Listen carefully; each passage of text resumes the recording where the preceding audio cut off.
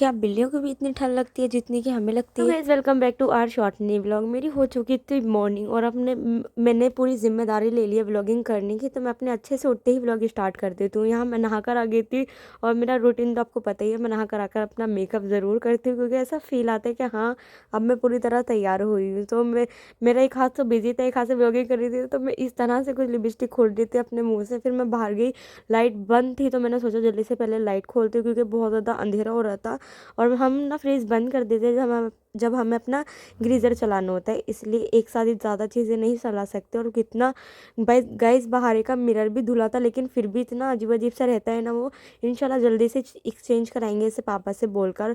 और मैं नहाकर अपने बाल कॉम करती हूँ, तो बस मैंने अपने बाल कॉम कर लिए थे, फिर भी इतने उलझ गए थे मेरे बाल।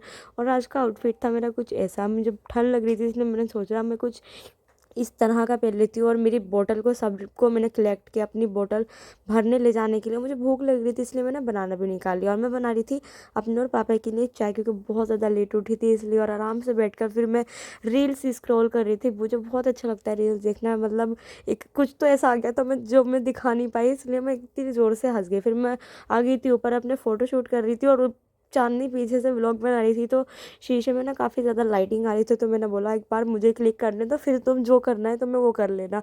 दूसरी तरफ कनक अपने में लगी हुई थी। इस तरह से ही हमारे फ़ोटोशूट चलते रहे और मेरे नेल्स ना बहुत ज़्यादा चुभ रहा था, तो मैंने सोचा पहले मैं इसको थोड़ा सा ठीक कर लेती हूँ और उनके बाद देखेंगे। और भैया हमारी वाईफाई पूरी टेढ़ी मेढ़ी कर गई क्योंकि हमारी वाईफाई में बिल्कुल भी नेटवर्क नहीं आ रहे।